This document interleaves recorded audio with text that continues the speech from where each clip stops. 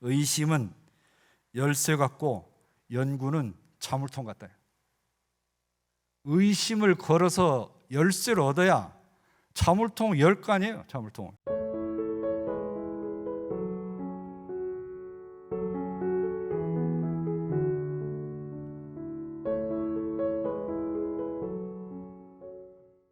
오늘은 사리를 원만하게 하는 공부에 대해서 말씀을 드리겠습니다. 우리 마음 공부길인 사막 중에서 사리 연구에 대한 법문이시죠. 이론상 수행에서는 이론상과 같이 원만구족하고 지공무산 각자의 마음을 알자는 것이며 이렇게 말씀을 하셨고, 일상수행요법에서는 심진원래 어리석음 여건만은 경계를 따라 있어지나니 그 어리석음을 없게 하는 것으로서 자성의 해를 세우자 이렇게 말씀을 하셨습니다. 불교에서 수행은 개정해로 그 궁극적인 지향점은 지혜입니다.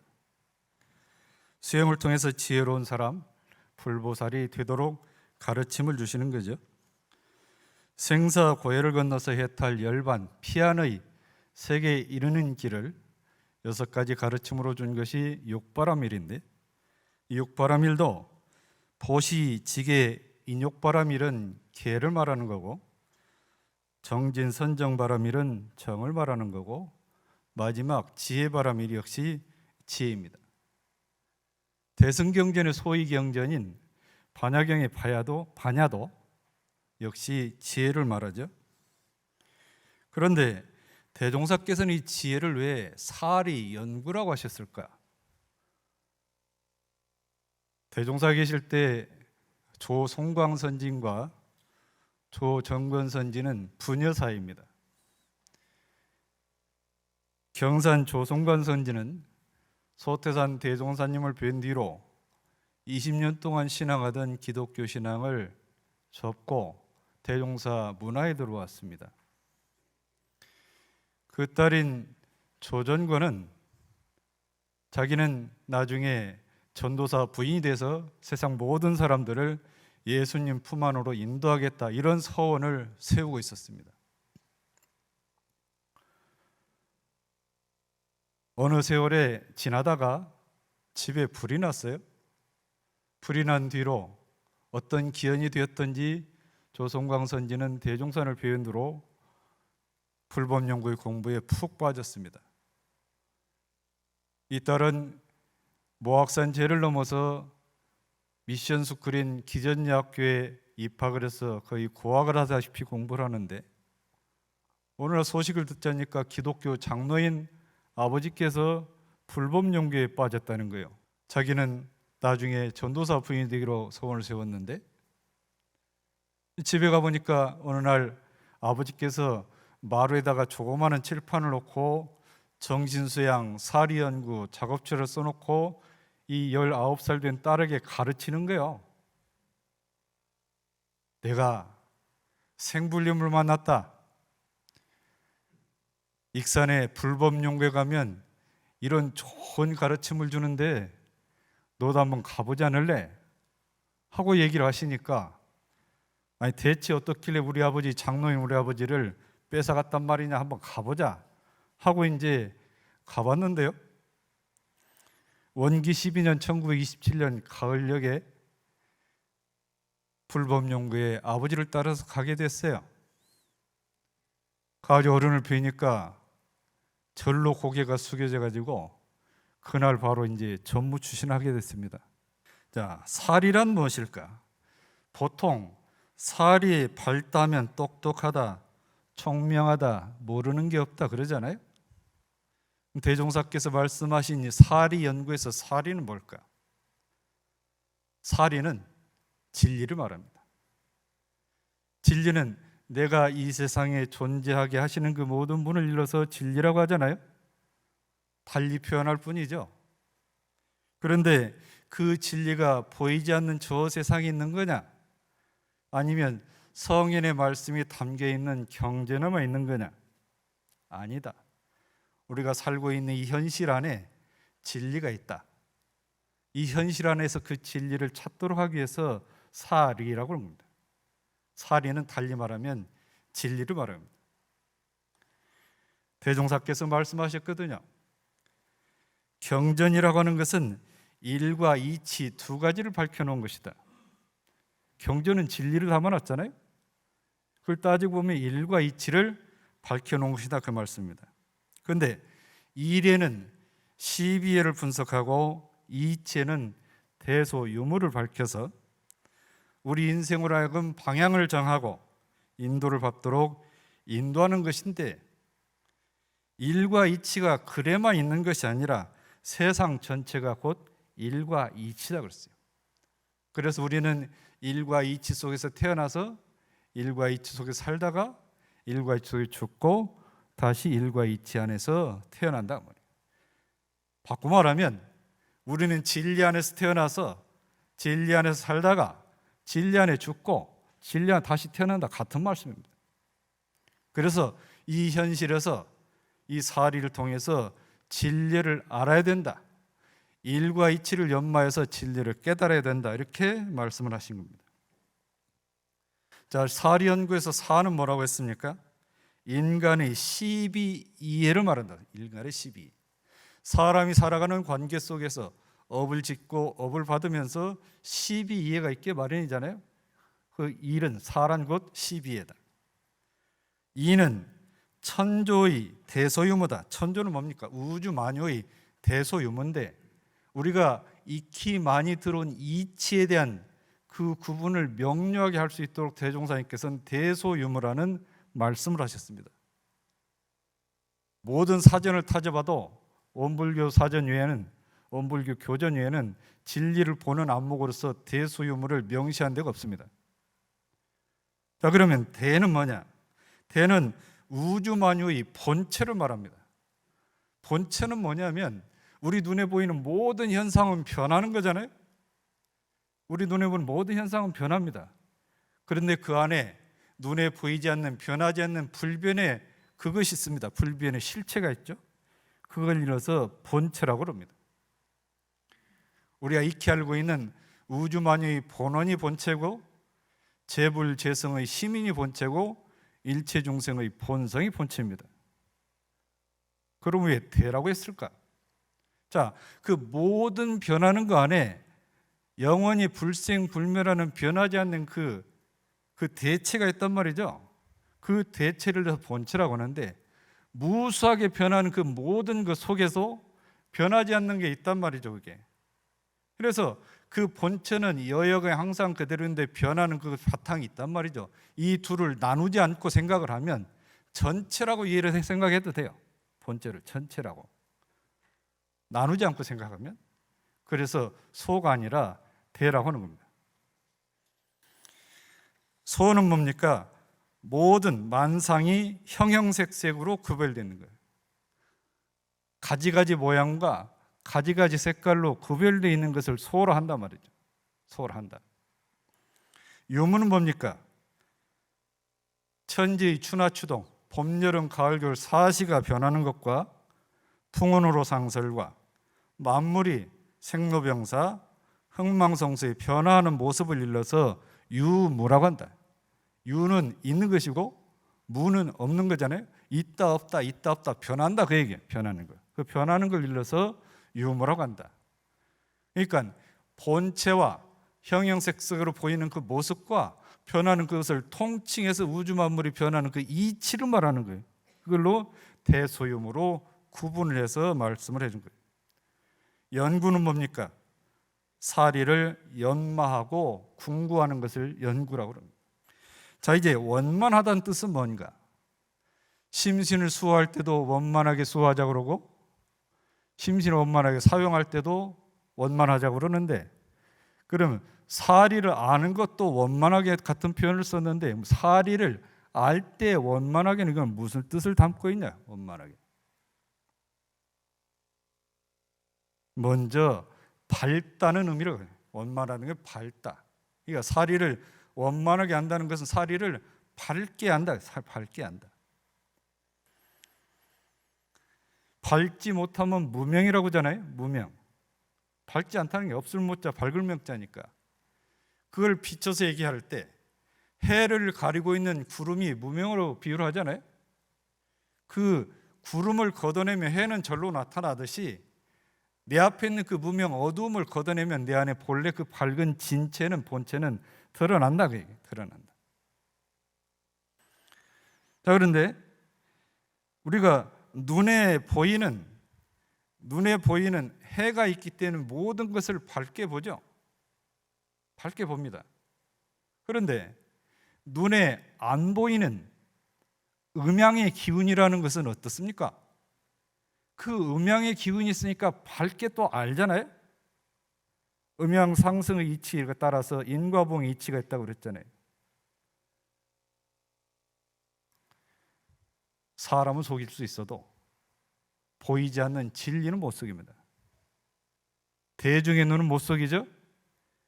양심은 못 속이잖아요. 그게 밝은 겁니다. 그래서 천지보온의 초목 첫항에 천지의 지극히 밝은 도를 채받아서 천만사리를 연구해서 걸림없이 알 것이고 그런 겁니다. 이 천지에 지극히 밝은 도가 있어요. 해가 비쳐서 밝은 도도 있지만 보이지 않는 음양의 이치도 밝은 도입니다. 그 음양의 이치가 바로 인과이치예요. 인과이치 밝은 거잖아요. 눈앞에 사람을 속였으니까 속였다 생각을 하지만 진리는 밝게 알아요. 대중의 눈도 밝게 알아요. 양심도 밝게 합니다. 그 말씀입니다. 사람을 밝다, 어둡다 기준으로 나눠서 보면 네 가지로 나눠서 볼 수가 있을 것 같습니다. 첫째, 일과 이치에 모두 어둡다. 그 다음에 일은 밝은데 이치에는 어둡다. 지식이 많고 학력이 높으면 이치에 밝을까요? 정비라는 겁니까? 또 하나, 자기 분야는 해박한데 그 인과 이치는 어두워요. 인과 이치. 자기 분야에 해박하면 인과 이치도 밝은 건가요? 대종사께서 말씀하셨거든요. 그 사람이 참으로 견성하는가 보려면 그 사람이 진짜 불공을 잘하는가 보면 돼요. 그 사람이 진짜 불공을 잘하냐, 불공을 진정으로 잘하냐 못하냐, 그 기준이 참으로 견성, 밝게 안 것의 기준을 삼아야 된다는 말씀이었습니다. 그 다음에 이치는 밝은 것 같은데 일에는 어둡다. 교리에 대한 해석이나 성리에 대한 해석하는 걸 보면 무릎을 쳐요. 어쩜 저렇게 밝으냐. 그런데 취사를 하는 걸 보면 이 사람 저 사람이 보도 갸우뚱하게 하는 경우가 있죠. 이치에는 밝은 것 같은데 일 취사하는 것은 어둡다. 이것이 따로 가면 안 되겠잖아요. 일과 이치가 다 밝아야 됩니다. 일과 이치에 밝은 걸 일러서 사리에 밝다, 사리를 원만하게 한다, 그렇게 이해를 하시면 됩니다. 대산종사께서 이런 법문하셨어요. 진리의 눈을 뜨자. 진리의 눈을 뜨지 못하면, 불생불멸의 이치, 인과봉의 이치에 눈을 뜨지 못하면 그거는 진리를 못 보는 장님과 같다 그랬어요. 장님과 같다. 12. 옳고 그른 것이 있는데 욕심에 끌려가지고 옳은 건데도 그러다고 하고, 이렇게 되면 그 시비가 바로 모르기 때문에 장님이라고 한다. 이해, 나만 이롭게 하면 해가 되는 것이고 남을 좋게 하면 결과적으로 이익이 된다는 이 이치가 있는데, 어떻게 하든지 나만 이익을 보려고 하는 것은 그건 이해에 대한 장님이다. 이해에 대한 장님이다. 생사가 있어요. 사람이 살다가 죽는 것인데 죽는 줄 모르고 끝까지 살려고 애를 써요. 그거는 생사에 대한 장님이다. 거래가 있죠. 가면 오는 것인데 오는 것을 몰라요. 그러니까 이건 거래에 대한 장님이다. 인과도 선인선과 악인악과가 있잖아요. 선한 씨, 선한 업을 지으면 선한 과가 오고, 악한 씨, 악한 업을 지으면 악한 과가 오잖아요. 그런데 악한 업을 지어놓고 선한 과가 오기를 바란다. 그건 뭡니까? 인과에 대한 장님이다. 이렇게 법문을 하셨습니다. 자, 이제 두 번째 원만하다는 것은 뭐냐? 지혜롭다. 지혜롭다. 이 사리를 원만하게 아는 공부는 사리를 지혜롭게 아는 공부다. 이렇게 이해를 하시면 된단 말씀이죠. 우리가 지혜롭지 못하면 어리석다 그러잖아요. 어리석다. 그래서 이론상 서문에도 우리 어리석은 중생은 한 거잖아요. 일상수용요법에서도 원래 어리석음 여건만은 경계를 따라 있어지나니 그 어리석음을 없게 하는 것으로서 자성의 해를 세우려 그랬잖아요. 지혜롭지 못한 것은 어리석다. 그러니까 원만한 것은 지혜로운 것이고 원만하지 못한 것은 어리석은 거예요. 결국은 사리의 지혜로우면 불보살이라고 하고 살이 어두우면 중생이라고 하잖아요. 마음을 비우면요, 마음을 텅 비우면 거기서 지혜가 솟아납니다. 사리에 대한 지혜가 솟아나요. 밝은 지혜가 솟아나면 나도 밝게 보고 경계도 밝게 봐요. 나도 밝게 보고 상대도 밝게 본단 말이죠. 그 밝은 사리로서 취사를 하고 업을 지으면 선업 짓잖아요. 선업을. 그렇게 하면 진급이 되고 은혜를 입는 겁니다. 비운다는 것은 공이고 비운 데서 밝게 나온 것은 원이고 그 밝은 모습으로서 업을 잘 바르게 짓는 것은 정이고 그렇습니다. 자, 그래서 견성에도 공원정의 진리가 있다고 그랬어요. 텅 빈 이치를 알아야 되고 밝은 이치를 알아야 되고 바른 이치를 알아야 되잖아요. 그 이치라는 그 견성이라고 그러는데 이론의 진리가 철저해서 불생불멸의 진리가 철저해서 언어의 도가 끊어지고 말로 다 이르지 않아도 다 알아요. 심행처 마음이 가는 것이 멸했다. 분별 주착에서 집착하는 그런 마음이 멸했단 말이에요. 그것이 끊어졌다고 얘기해요. 끊어졌다. 그런 자리를 잃어서 비었다. 공이라고 한다. 공이라고 한다. 지량이 광대해서 아는 것이 사리간에 아는 것이 아주 많아서 걸리고 막히는 게 없어요. 걸리고 막히는 게 없어요. 그것이 원이다. 원이다. 아는 것이 정확해서 모든 사물을 바르게 보고 바르게 판단하는 것이 정이다. 그렇습니다. 이론상 진리를 견성의 이치에 비춰서 볼 때는 이 세 가지 가르침으로 볼 수 있다. 그 말씀입니다. 1959년, 1960년 즈음에 영산 방언을 재방언 공사를 하게 됐어요. 재방언 공사를. 그 즈음에는 이제 어떻게 했냐면 먼저 자비로 방언을 하고 그 방언을 마치면 전라도청에 그 비용을 청구를 하면 그 비용 보상이 나오는 그런 구조로 돼 있었어요. 그 현장 책임자가 김홍철 교무였어요. 팔사님 자제죠. 아무리 궁리를 해도 자비로 이 언답을 막을 재간이 없는 거예요. 돈을 구할 수가 없어요. 답답하니까 이제 그 위원장은 정산종법사님이시거든요. 장수에 계신 정산종사님 뵈러 갔어요. 제발 공사비 좀 마련 좀 해요. 공사비를 주셔야 내가 공사를 해서 보상을 받을 거 아닙니까? 그러니까 정산종사께서 나만 믿고 가면 되니까 하늘같이 믿고 가 그랬대요. 돈 한 푼도 안 주시면서 나만 믿고 가면 되니까 하늘같이 믿고 가. 할 말이 없잖아요. 가가지고 벽에 기대서 사흘을 잠을 못 자고 일을 어찌하나 했더니 이자 안 주고 돈 빌리는 길이 생기더래요. 이자 안 주고. 그 돈을 빌려가지고 이제 논을 막았어요. 지금 정관병은 대종사님 당대 때 막은 평수만 있는 게 아니라 그 뒤에 2번 더 막았어요. 3차 방언까지. 막아가지고 이제 전남도에서 보상을 받았거든요. 얼마 안 되고 4.19가 일어났네요. 이 4.19가 일어나기 전에 보상을 다 받았어요. 그러니까 생각을 해보세요. 그때 안 믿고 그냥 이리저리 개교 사랑을 안 했으면 방언도 못하고 보상도 못 그랬을 거 아니에요.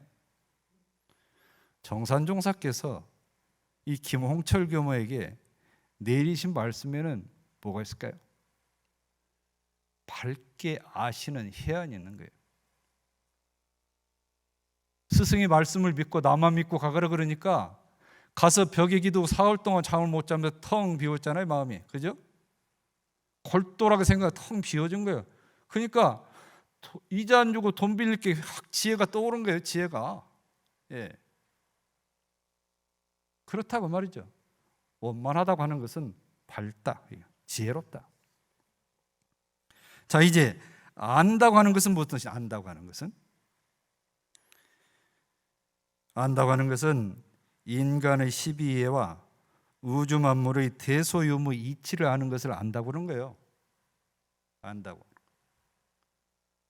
정전에 보면 그 사리 연구장에 뭐라고 말씀하셨냐면, 대소유무 이치를 알면 우연히 받는 고락도 안다. 우연히 받는 고락도 안다. 생로병사와 인과보응의 이치도 안다. 불생불멸, 인과보응의 이치도 안다. 사실과 허위를 분명하게 구분하는 그런 판단력이 생긴다 그랬습니다. 판단력이 생긴다. 대소유무 이치를 알면 그렇다니.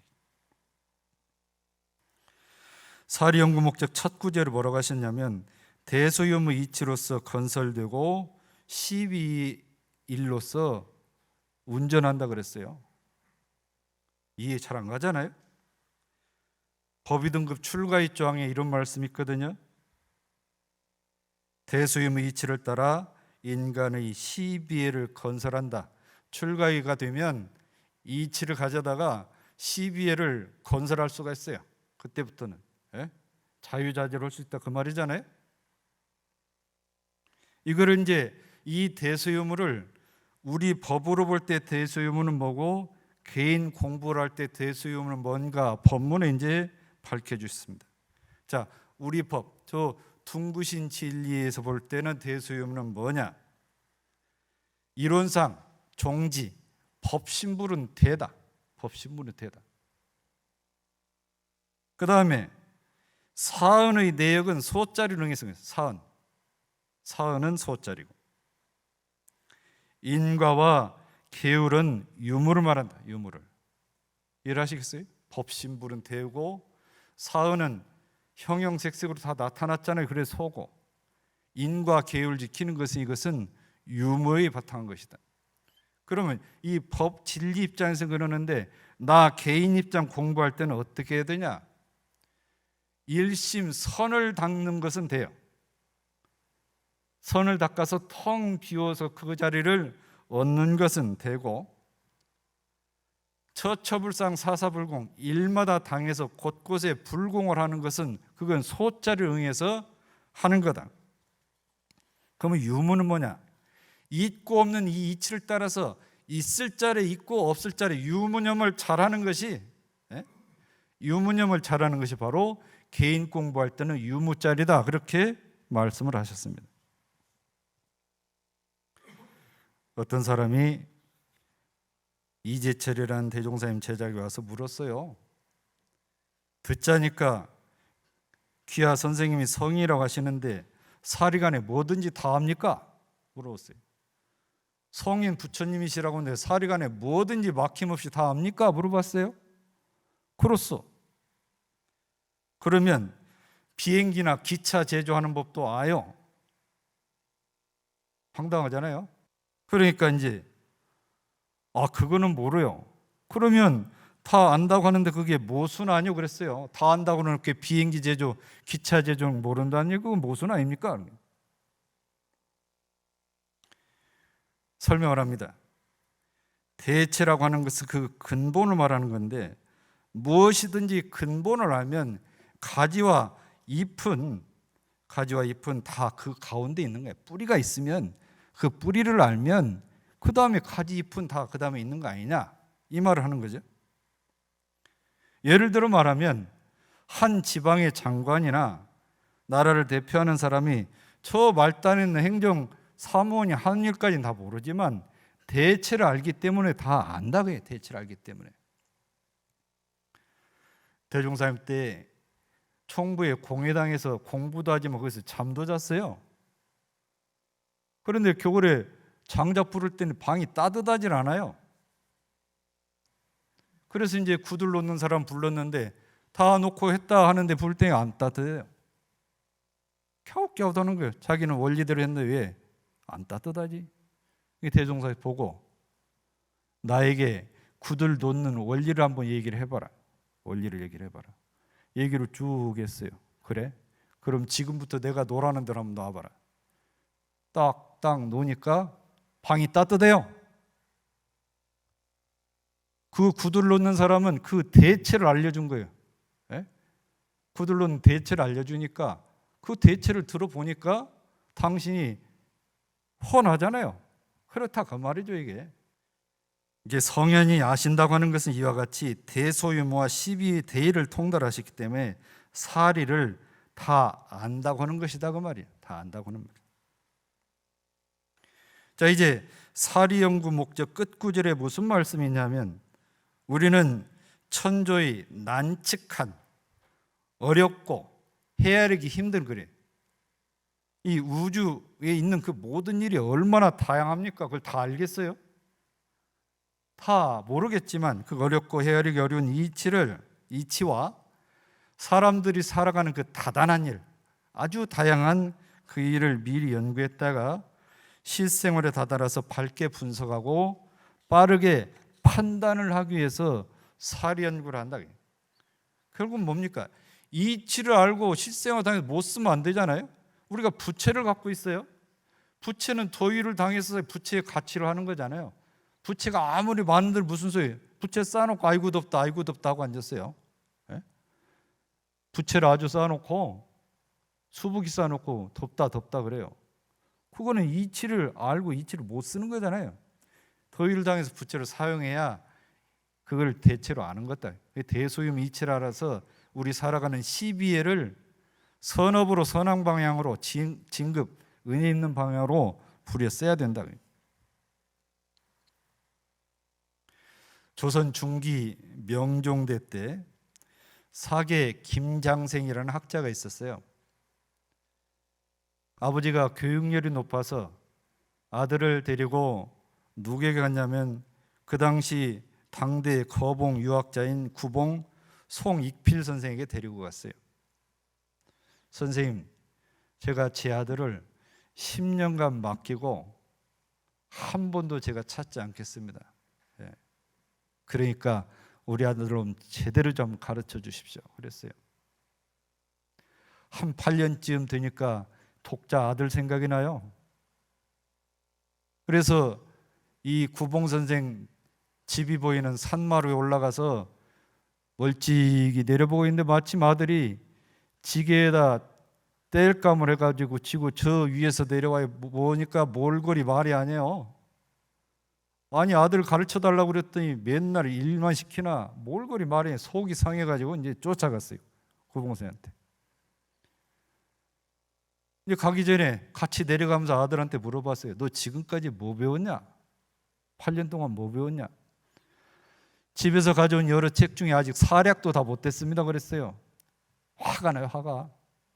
구봉선생한테 가서 아니 우리 아들 가르쳐달라고 일만 시켰습니까? 그러니까 이 구봉선생이 뭐라고 해요? 애써서 배우지 않고 잘 알면 더 좋지 않겠소? 그래요.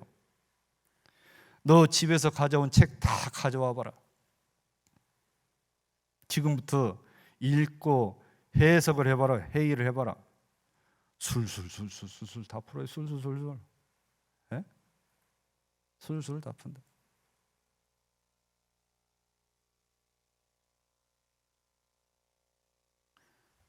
아버지가 다시 구봉선생한테 무릎 꿇고 사정을 해요.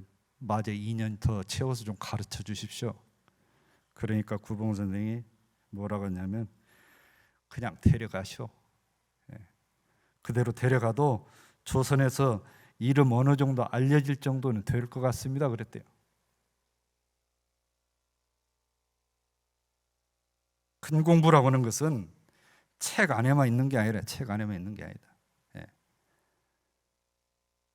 우리가 이 세상의 그 난측한 그런 이치 속에 사람들이 살아가는 이 세계 속에서도 그 진리를 발견할 수 있는 길이 분명히 있다.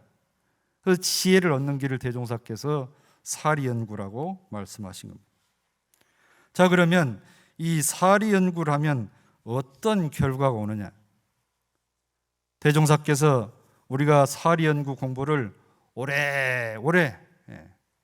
오래오래란 말 썼어요. 오래오래 계속하면 모든 사리를 분석하고 판단하는데 걸림없이 아는 지혜가 생긴다. 걸림없이 아는 지혜는 뭔 줄 아세요? 우리가 흔히 하는 말로 이무에 사무에 그러잖아요.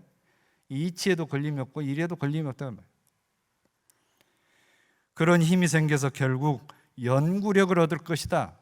이건 연구력을 얻는다는 건 뭐 바꿔 말하면 자성이 해를 세울 수 있다 그 말씀입니다. 해를 세울 수 있다.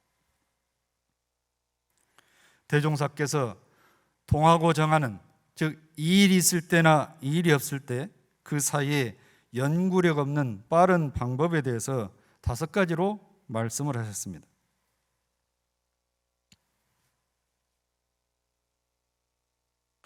첫째는 인간만세를 작용할 때 그 일 그 일에 아르마리를 얻을 것이고, 지혜를 얻는 것이 그 일 그 일에서 아르마리를 얻어요. 그 일 그 일에서. 이 말씀은 뭐냐? 그 지혜를 구하는 길이 멀리 있지 않다. 네가 오늘 당하는 그 일 그 일 안에 네 앞에 진리가 있단 말이에요. 진리가 있다. 그래서 대종사께서 일기법을 두신 거예요. 그 일 그 일에서 감각감상을 얻고 그 일 그 일에서 심신작용 처리권을 얻는 거잖아요. 감각감상은 대수유의 이치를 밝히는 공부고 심신작용 처리권은 12예를 밝히는 공부예요. 그 일 그 일에서. 두 번째, 스승이나 동지로 더불어서 의견 교환하기를 힘쓸 것이요. 내가 아는 지혜가 안다고 하는 지혜지만은 같이 공부를 하는 또는 먼저 공부를 해오신 스승이나 동지로 더불어서 같이 의견 교환을 해라고 말해요. 거기서 참 지혜를 얻을 수 있다. 셋째, 보고 듣고 생각하는 중에 의심나는 것이 생기면 연구하는 순서를 따라서 그 의심을 해결합니다. 연구하는 순서를 따라서 깊은 연구, 얕은 연구를 그 순서를 찾아서 해라는. 그 다음에 우리의 경전 연습하기를 힘쓸 것이고, 경전 연습하기를 힘쓸 것이고. 경전 연습이라고 하는 것은 경전을 읽고 또는 사경을 하고 익히고 연마해서 그것을 내 생활의 습성이 되도록까지 하는 것을 일러서 경전 연습이라고 합니다. 경전 연습. 아까 이제 처음에 이 현실 경전을 보라고 했다고 이 경전을 또 무시하면 안 됩니다. 예. 다섯째, 우리의 경전 연습을 다 마친 뒤에는 과거 모든 도학가의 경전을 참고해서 지견을 넓히라. 우리 원불교 교전도 있지만 사서나 다른 성인의 경전도 참고해서 봐서 그 밝은 지혜를 얻는데 도움을 얻어라 그 말씀입니다. 대종사께서 사리연구 공부를 오래오래 계속해서 연구력 큰 지혜를 얻을 수 있다고 했습니다. 뭐 오래오래 하는 것이 어떻게 하는 것이 오래오래 하는 거냐? 오래오래. 한 제자가 정산종사께 여쭙어요. 공부하다가 의심을 하는 것도, 의문심을 내는 것도 우리 마음에서 일어난 것이고, 연구돼서 우리 마음에서 일어나서 생각하는 것인데, 이 둘이 의심과 연구가 어떤 관계가 있습니까? 하고 여쭙어요. 의문심을 내는 것과 연구하는 것이 어떤 관계가 있습니까? 답을 하셨어요. 의심은 열쇠 같고 연구는 자물통 같다. 의심을 걸어서 열쇠를 얻어야 자물통을 열 거 아니에요. 자물통을. 먼저 의심으로 들어가서 연구로 들어간다. 의심을 해야 연구를 할 거 아니에요. 의문심 안 일으키는데 연구가 되나요? 교전을 보다가 경전을 보다 의문이 걸리면 이게 대체 무슨 뜻이라고 연마하고 궁구를 해야 될 거냐. 그렇게 의문을 걸어야죠. 또 그렇게 연구하다 보면 또 의심이 생겨요. 또 다른 의심이 생겨. 한 단계 높이 올라가 한 단계 깊이 들어가는 의심이 생긴다 그 말이죠. 그렇게 해서 의심 연구 이것을 돌고 돌면서 오래오래 하는 것이 그것이 공부예요. 의심, 의문심, 연구, 의문심 연구 이렇게 하는 것이 오래오래 계속하는 사리 연구 공부다, 그 말씀입니다. 사리 연구 공부로 큰 지혜를 얻으시기 바랍니다. 감사합니다.